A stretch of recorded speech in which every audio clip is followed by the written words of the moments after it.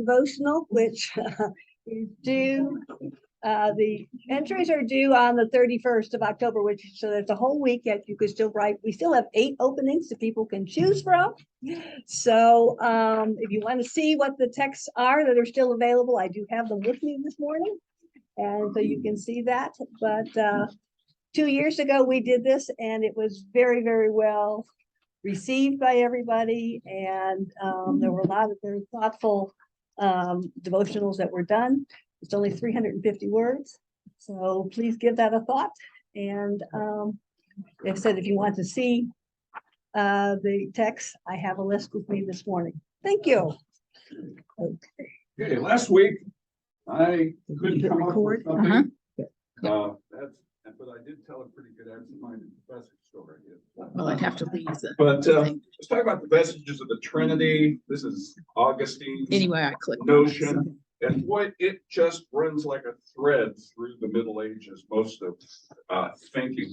The notion that when God created, he put vestiges of the Trinity within the whole of creation. And so they're seeing, and it's not threes, it's Father, Son, and Holy Spirit. And they're seeing that all over the place. It runs like a thread through much of Western thought, even secular Western thought, in a variety of places. You would recognize it as head, hand, and heart. Hand being that incarnational side, okay?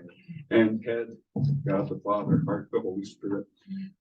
Wesley, my own tradition is Wesleyan and Methodist, and they often get hit hard for not being very theological or having the cognitive stuff developed. Wesley had a saying that often gets quoted: "If your heart is as my heart, give me your hand." And what he's doing with that is leaving out the head part. Leaving out the cognitive part. If your heart is as my heart, give me your hand. I mentioned that money, some definitions of money have this, and then I couldn't come up with it. Promise of value, confidence in that promise, and the symbol of value. Okay, so you've got a symbol, the actual money, the promise of value, which is just about the same formula that Luther uses for the sacraments. The promise of God's presence, faith, and the symbol. Okay, baptism, the Lord's Supper, the over two heavens. So he wanted penitence to be in there, but he didn't have a symbol. So he said, "Okay, I'll change my mind." Anyway, just vestiges of the Trinity, what I can do. Here's where we left off last time. The dates for the late empire, that long, depressing decline and fall of the Roman Empire. We've been doing the first part of that. Now we're going to do the brackets. There's a period of time in the middle of there where we get 2 strong emperors that stabilize everything. Okay? One of them is Diocletian, the other one is Constantine. And Constantine's the one we all know. After that, we have another fast slide to the collapse of the empire in the West. Now, with Diocletian, don't feel bad if you don't know the name. It's not a household name, but it's a pretty important figure. He's the one that sets it up, and he sets it up for Constantine. Okay? Diocletian, the year 284, was able to stabilize the empire by putting extraordinary totalitarian controls on everything. Now, if you be skeptical that somebody in the Roman times would be able to establish a totalitarian society on the scale of Stalin or Hitler, you'd be right to be skeptical. But the studies of what he actually did kind of seems like he was making a pretty good effort at it. His reign is sometimes called the Dominate. He presented himself as a god. Now, he probably didn't take this too seriously. The Roman emperors didn't. The ones that did were regarded as insane, Caligula, and so forth. But he did present himself as a god. Now, you have to keep in mind, they're just hanging on by their fingernails, trying to keep this empire going together. And he's reaching for every authority and legitimacy that he can. In any public appearance, in any audience. He was presented his person with great fanfare and ceremony. He kept himself distant. He presented himself as a god. The challenge him was to challenge a god. The totalitarian controls in the economy and society, the studies of this go into detail on the bureaucracy, the administration, the laws and regulations that were put in place. And it seemed like and the Romans were brilliant in administration and law, and he was making every effort. You could not change your profession from the profession of your father. You could not move from one city to another without permission. Everything was controlled, and part of the problem was it had become so dangerous. Civic leaders were abandoning their cities. Farmers were abandoning their farmlands and he was trying to stop all of that. You also get persecution of the foreign and new religions. Now, we talk about this as a persecution of Christianity. Christianity wasn't where it started being persecuted, even here. They start persecuting Christianity a little after some of the other religions that they regard as more troublesome. But at this point, it's not like the earlier periods of the anarchy, where the emperor only stays in place for a year or two and can't keep any policy. They started this in 303 with the Christians toward the end of Diocletian's reign. It will continue under Constantine, against Constantine's will, okay? And I'll say something about that. It's about 324. In the middle of it, 311, Galerius, who's one of the kind of junior emperors, I'll talk about this here in a minute. Galerius, on his deathbed, who had been one of the most vigorous persecutors of the Christians, go back here. Galerius, on his deathbed, issued an edict of toleration. And basically what he said was, you know what? We're forcing all these Christians to make sacrifices to the Roman gods, moving against their own God, and they end up not believing in anything and not having any religion. And what we're doing is encouraging irreligion.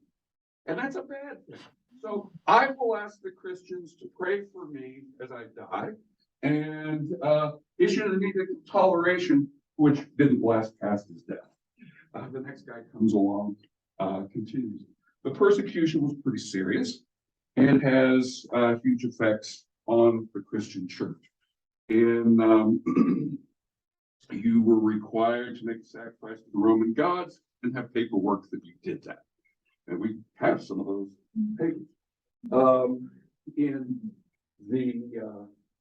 In the western half of the empire, we'll talk about this under Constantine, a whole group of Christian leaders made sacrifice. And then they wanted to come back into the church.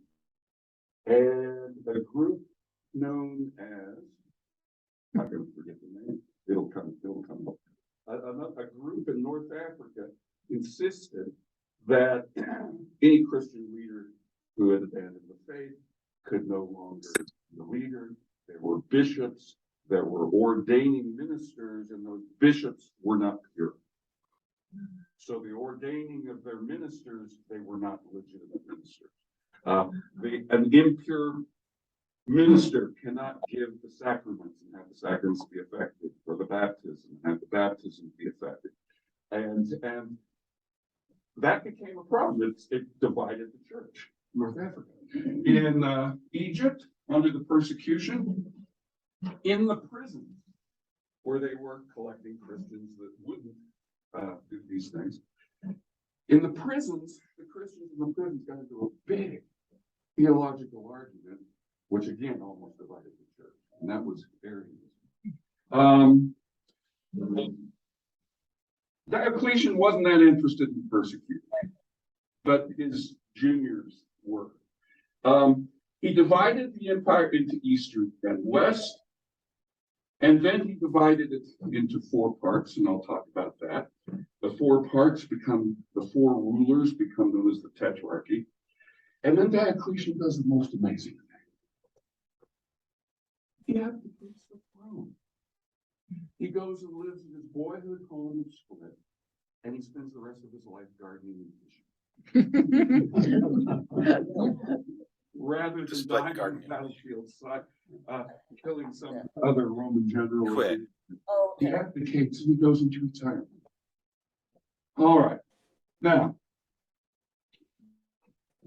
he first divides it in half. He sees that the empire is way too big for him to have. Divides it in half. He puts a co-emperor over in the west. Diocletian, of course, takes the richest and most powerful half, which is over here in the east. And they battle with all the Roman generals and armies that are trying to overthrow them. They battle to stabilize the frontiers, and they struggle to establish their totalitarian controls, each in their half, and agree not to fight each other. Then, once they get it stabilized, he divides it again.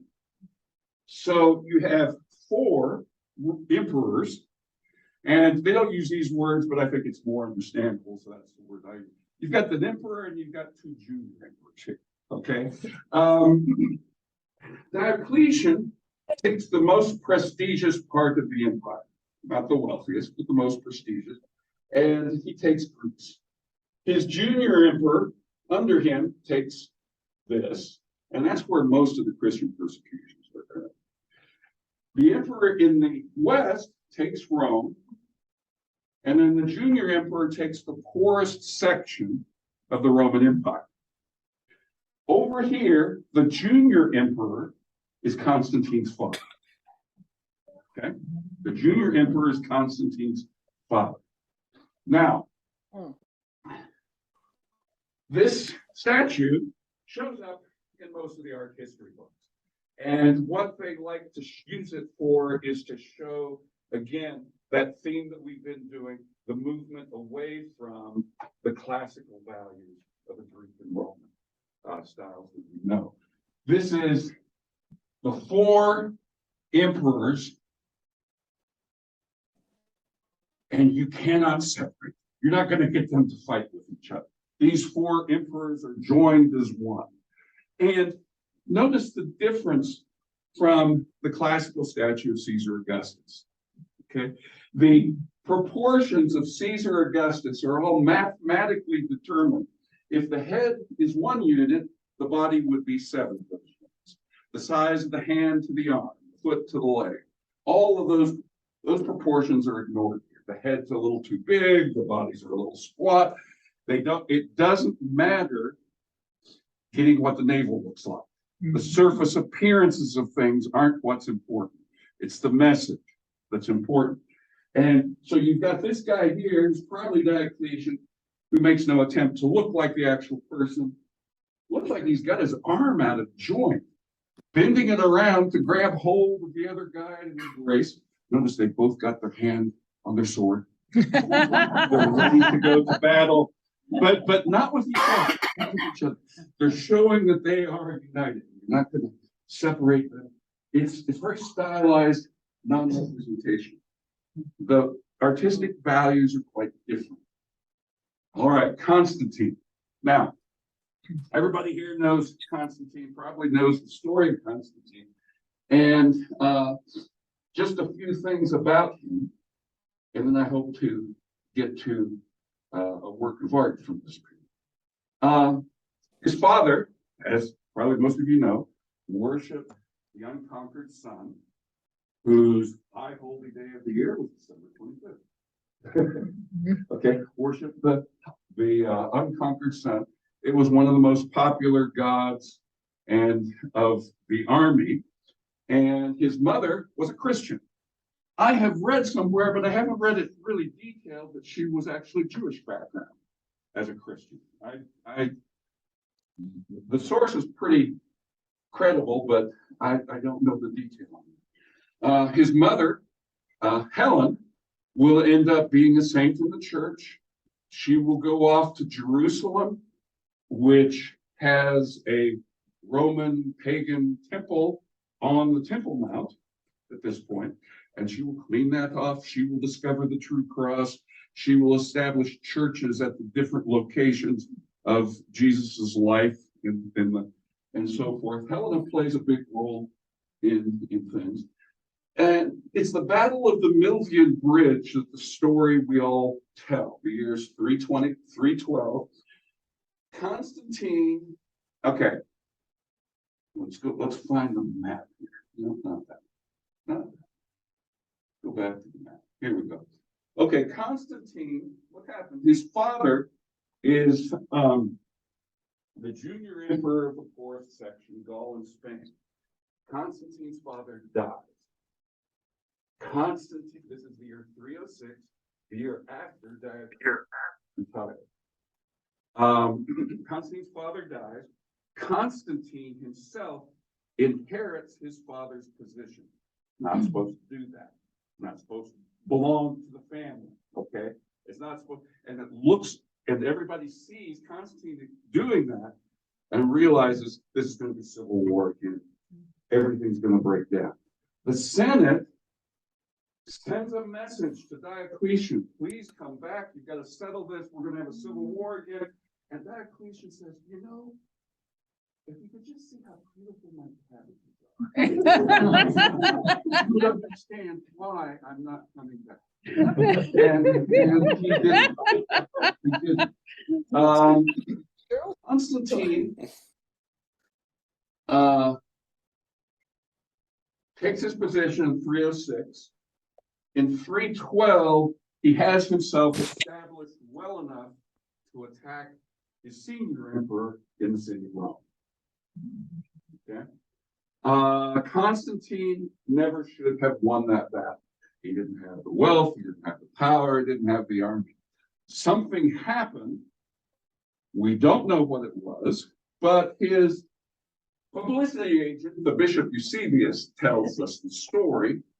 And apparently, and it's told two different ways by Eusebius, he either saw a vision in the daytime or he had a dream at night, and he saw this symbol. The symbol is the key rho, and the inscription, by this you will conquer. Okay? He recognized the key rho symbol, and you'll see it once in a while. I think about the only time I ever see it is on Episcopal churches, but maybe other places too. It is an anagram. It's two Greek letters. The X is the key. The P here is the rho. They're the first two Greek letters in the word Christ. So it's an abbreviation of the word Christ. Now, up in Wellington, I saw something I haven't seen for many years. They had a place where you could dump your Christmas trees at the end of Christmas. And somebody wrote in there, Xmas trees. You used to see Xmas trees all the time, and people get all worked up about taking Christ out of Christmas. But what they don't know is that the X is an abbreviation for Christ. Okay? So I'm surprised people even get worked up about that. Xmas. Put your Xmas trees here. But, kind of thing I get worked up about. So Constantine had this vision, had this dream. By this you will conquer. He had every soldier put that on their shield. And he flew banners with this. And when he went into battle, something miraculous happened. Of course, it's coming from Eusebius. We don't really know. Well, I wish we had other sources to confirm. But the senior emperor in Rome did something stupid. Instead of staying behind the city walls and fighting there, he went out to do battle with Constantine on the field. He was, now this is the miracle part, he was crossing a temporary bridge. I even heard pontoon bridge in one sort. He's crossing a temporary bridge. A flash flood came up, swept the senior emperor away, along with his bodyguard. And Constantine was able to take the field. Constantine, now this talks about Constantine's conversion. Now, at the beginning of his conversion, it is very clear that he's not much of a Christian at all, okay? And at the end, toward the end of his life, it does seem like he's gone through growth and change within his faith. But from first to last, Constantine is all about power. Okay, from first to last, it's about power. His conversion, at least at the beginning, was this God gave me what I wanted, so I will worship this God. It doesn't come because he read the Sermon on the Mount and he saw the light. It doesn't come because Jesus entered into his heart. It doesn't come for any of those things. This God gave him what he wanted, and so I'm going to worship this God. He comes into Rome. He goes to the Roman temples and makes a sacrifice to the Roman gods, and then he goes to a Christian bishop and gets a blessing. I have been told, but I've never seen it, the first coin that he printed had a cross on one side, which is kind of odd because they don't do crosses too much here. Had a cross on one side and the unconquered sun on the other side. Okay, so he's kind of not really there. It's all about power. But Constantine, now, and you've got this sort of dynamic that we've talked about before. The emperor and that regime that he's overthrowing was persecuting Christians. Now he's going to support Christians. Okay, so it kind of goes back and forth. The enemy of my enemy. Okay, and Constantine uses the church to stabilize the Roman Empire, imperial government. The bishops become judges, regional and local judges across the empire, across the east or west. Sorry, he doesn't have the east yet. They become administrators and judges. The grain dole that's handed out to the poor is given to the bishops to hand out. So they become administrators for the Roman Empire. The Roman Empire is having a tough time keeping administrators in the positions, and he uses the church to try to stabilize the empire. Again, they're all hanging on by the fingernails, trying to keep this thing going. Eusebius, his bishop, or his PR guy, Eusebius, bishop, writes the history of the church. And it becomes like the Orthodox account of what we all learn in Sunday school. Jesus gave the truth to the disciples, the apostles. They gave it to the church. It was passed down. And then we have these evil people who change that teaching, go off in this way and go off in that way. And that account gets challenged by more critical thought. Eusebius, though, he seems to have access to all kinds of books that we don't have anymore. And he quotes from them, and it was like, wow, what is all this stuff? And so interesting. He's got one bishop that says, I don't put much stock in the written scripture.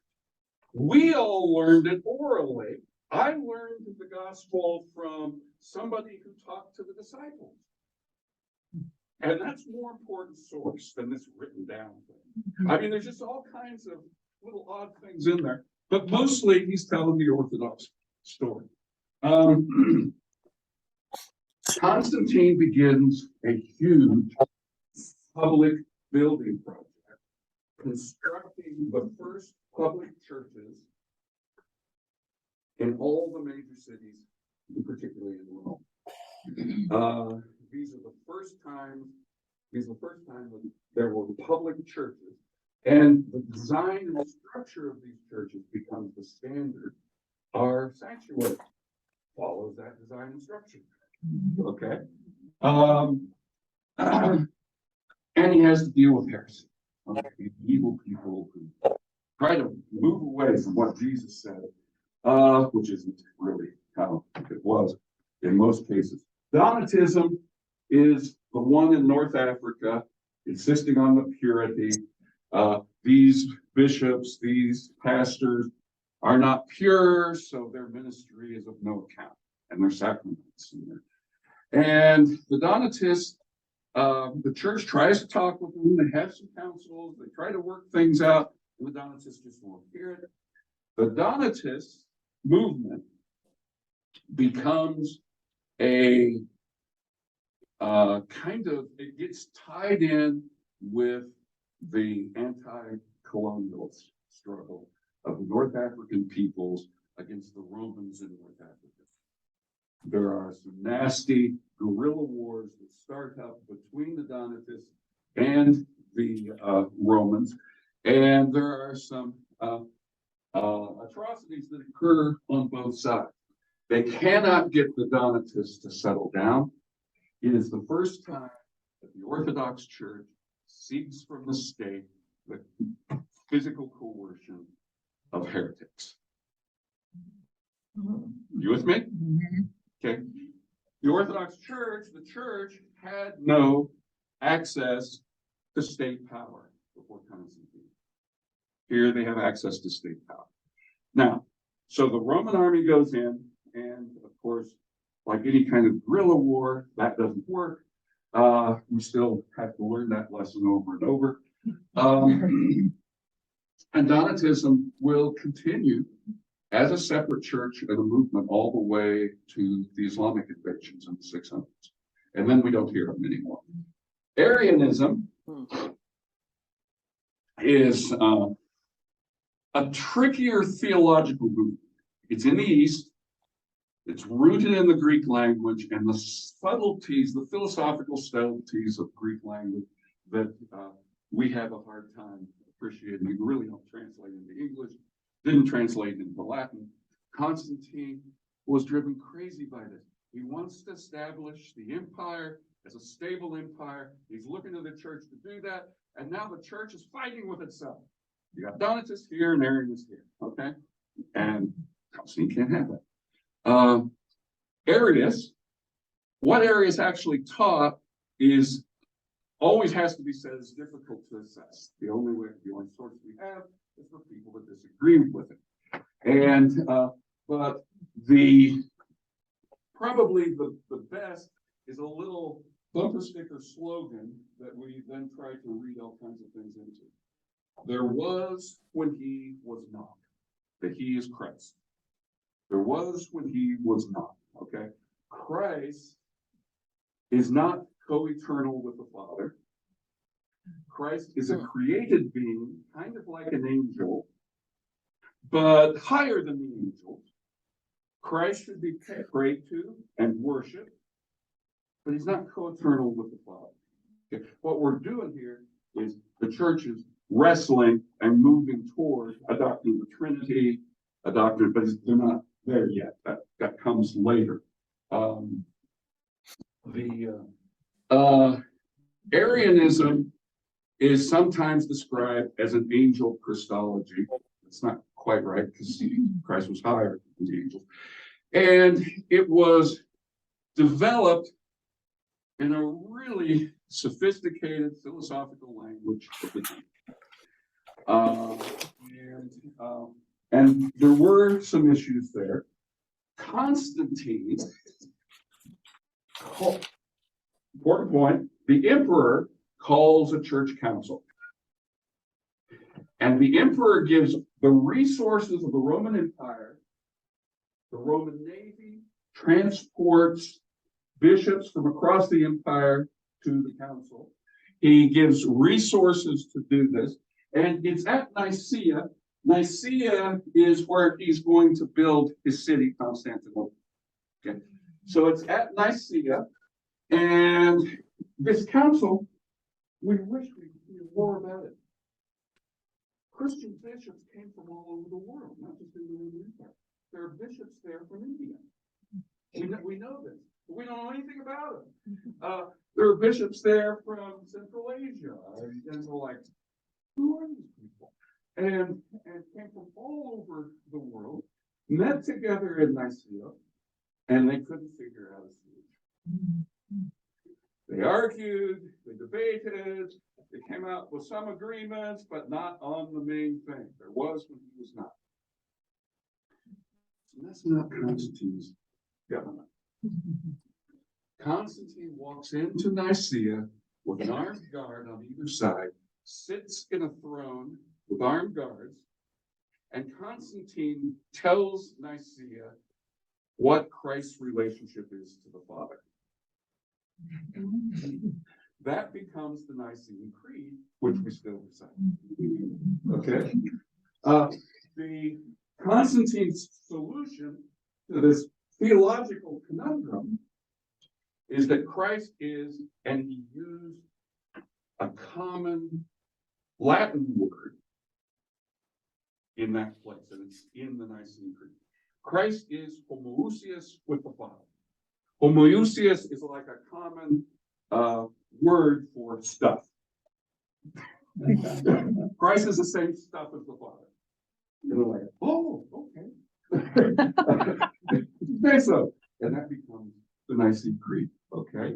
Now, it really didn't settle anything. The Arians still cause trouble, and they'll show up again and again.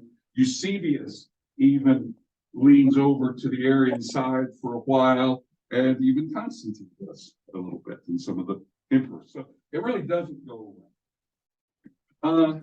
Constantinople. Last thing on now, this affects how Christ is imagined. We'll get there. Constantinople, the wealth and center of the empire is in the east. The west and Rome are much poorer and more unstable. He develops a city. Just. Here we go. I'll just go here. 74. Yeah, I know. He develops a city right there at the joining point between Europe and Asia. And Constantinople is the first and only city in the Roman Empire that had never been taken. It was a Christian city.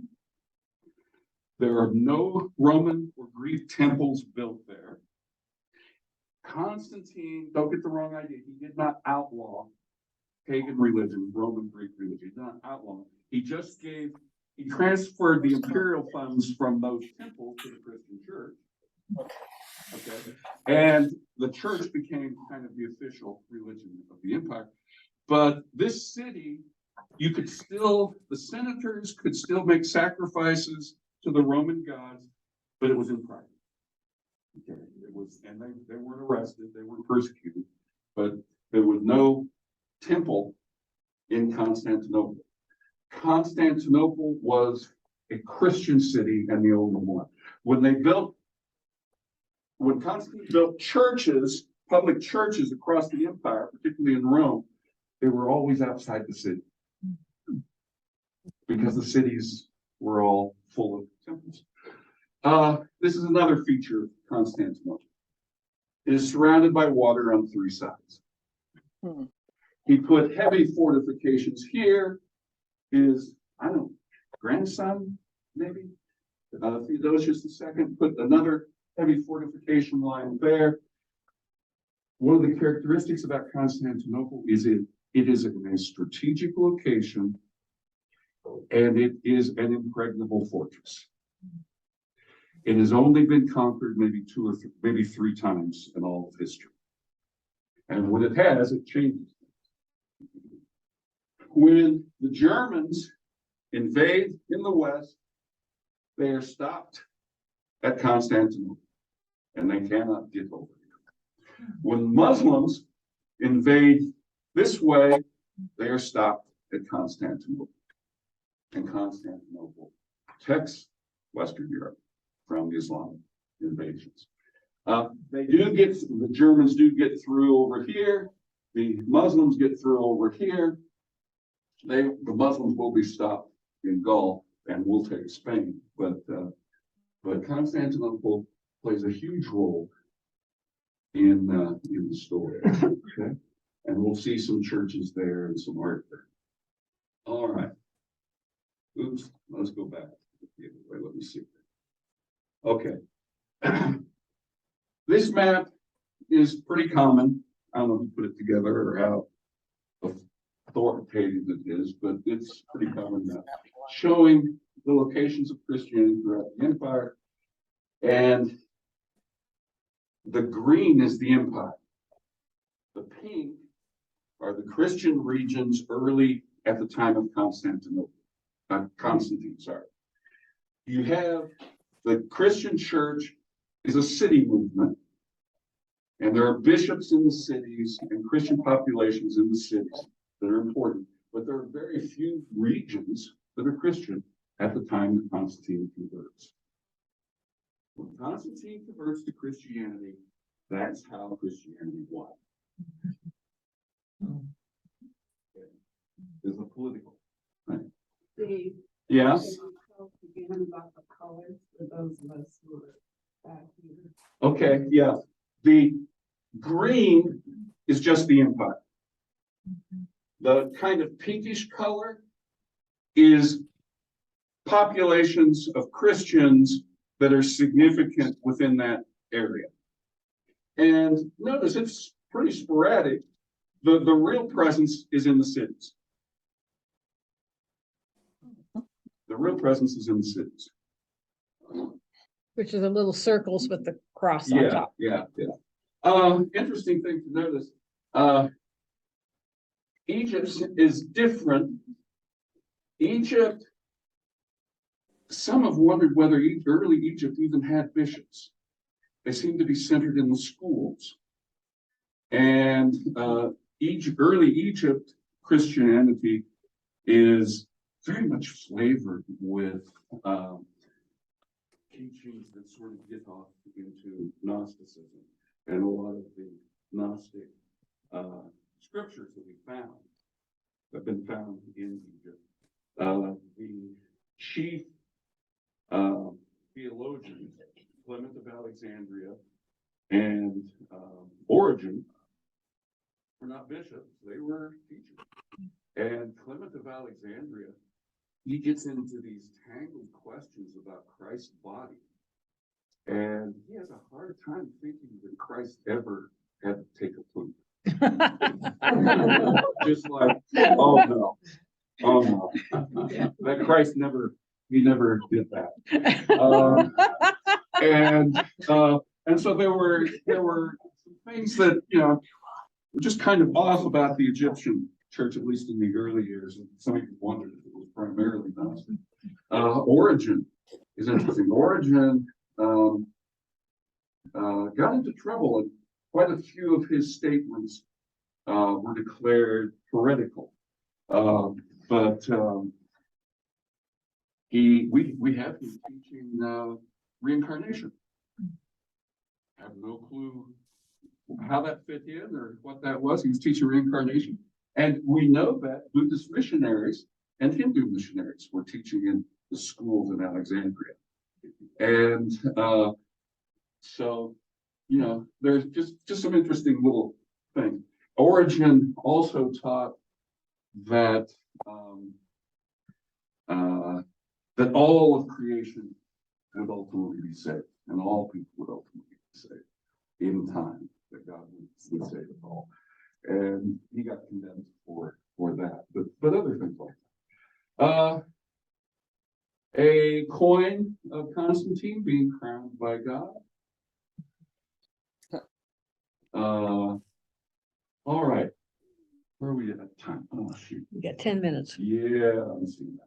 Let me do the Arch of Constantine here. It's not a Christian thing, but it's commonly used to demonstrate the shift from the classical values to the late Roman values. We'll get to the Christian stuff here next week, I guess. The Arch of Constantine, I taught this stuff for years, and I thought, I don't need to see this stuff, And then we had a daughter that was in England, and went to Rome, and got off the subway to see the Colosseum, down to the Constantine, went over there, and I'm like, oh my God, that's the Arch of Constantine. I teach that. And this is the view from the Colosseum, right there. And the point that is usually made, this is a pretty common thing, is the difference in the styles on the discs here, the medallions, and the frieze that's down here. And this is the theme that's usually used for that. He had the bridge, They've restored it, so. and he didn't have the resources to create this thing. So what he did was steal works of art off of other buildings around Rome. Okay, the medallions are actually from about 117 to 38. And they are in the classical style. The frieze was done by Constantine's own artists in his time period, in the early 300s. Now, the common way to teach this, which I don't think anybody teaches it this way anymore, and if they do, they need to go back to the books. The common way to teach this used to be in the late Roman Empire, they forgot how to draw. They drew like children, okay? They lost their skills and they lost the ability to produce fine art and didn't even understand what fine art was, okay? In an age when Picasso can paint like Michelangelo but chooses not to, it's harder and harder to make that argument. Okay. The medallions are all done toward the mathematical proportions of the classical style. The figures are active, they're moving, they're doing things. It is catching real life and the surface appearances of things. It's that in that classical style. You've got them on a boar hunt here. You've got them actually kind of worshiping a Roman god here, which is kind of weird. But he wasn't worried about that. He thought it looked nice. The figures here from Constantine's time are not in the classical style. The proportions of the figures are dwarfish. The heads are too big. The proportions are not 1:7, but 1:5. So they're sort of like these little children dwarfs with these great big heads, and they're just cookie cutter. They're not really doing anything. They're just kind of standing there, maybe leaning on one leg or the other. Constantine himself, and I have a hard time understanding this, I think it's this figure here who has not survived. Okay, so I think this is Constantine, but everybody is just kind of standing in place. It's sort of like one of these old photographs where everybody say cheese, you know, nobody's doing anything. It's not about catching the surface appearances of things. It's about demonstrating power, just like the Tetrarchy of Diocletian. It's about demonstrating power. Here it is, a little closer up so you can maybe see it. The style changes, and so the meaning and the function of the art changes. Or still, this is the Basilica of Constantine. Called the Basilica of Constantine because he killed the senior emperor who started building it, and Constantine named it after himself. It has gone through 3 earthquakes over history, and much of it doesn't survive, but this part does. These grand arches that you see here were studied by the Renaissance architects, and the grand arches in St. Peter's Basilica and almost any place in the West are modeled after these. The building is what the Romans called the basilica. And a basilica is a government office space, that's a government building, which is intended to have interior space for functioning. When the church built public churches, they took this building mode rather than the ancient temples of the Greeks and the Romans. Okay? This is the form that the church will take. There is an apse over here. The apse, and this is an odd thing, I've never seen anybody try to make it here, but the apse is kind of a niche, and in many of the old temples, there would be niches that would have statues of the gods. Okay. In the Jewish synagogue, there would be a Torah niche, and the Torah would be kept in there. We saw that at the synagogue in Europa. In the Islamic mosque, there will be something of a niche, and it is always pointed toward Mecca. And all prayer is directed toward that niche, which kind of shoots it on to Mecca. When the Christians start building their first public buildings, follow this model, they put a niche, and that niche is always facing toward Jerusalem, toward the east. Okay, so you ever read anything about Gothic cathedrals in the Middle Age? They'll say the south portal, the east portal. Well, how do you know which one's the south portal? Because the niche is pointing to the east. It's pointing to Jerusalem. There's an apse, the nave, which is the center part. You've got columns here. These are the arches, and you've got aisles over here for different places.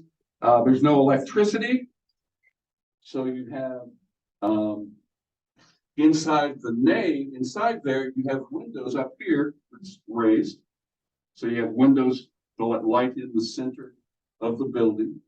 That means this part right here would be raised up, and the side aisles.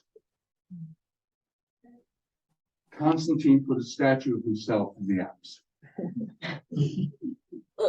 The statue that he put in himself, the head is the same size as Caesar Augustus. Caesar Augustus is about 6 feet. Constantine's head is about 6 feet. Wow. The entire statue would be 40 feet tall. This is what an artist thinks it might have looked like. Some question whether it's even possible to build in stone something that size. What we have is the head and the hand, and we also have a foot. I don't know why I put that. But notice the proportions. Notice the size of the people here. Constantine cannot say he is a god. That he said he was a friend of God. And friend of God meant he was a god. He also called himself the 13th disciple. And he was close to God. And that's what's being represented here. It is meant to be imposing. It is like Diocletian being a god, only this guy's a Christian. Well, I'm a friend of God, and you should worry about that. Oops, what happened? Here we go. All right. This is the artwork I want to get to. This is where we'll start next week. Okay. The sarcophagus of Julius Bassus, a Roman center and mayor, baptized on his deathbed. They didn't baptize, if after you were baptized, if you sinned, that was pretty worrisome because you'd already been baptized. If you sinned afterwards, that was a problem. So they didn't get baptized to their deathbed most of the time here. And this is his burial casket, which we'll look at. Okay, thank you so much. Patty, could you pray for us? Oh, sorry, got the name on. Let me see. Somebody, would you mind praying for us? You stop. Lord, thank you for gathering us here.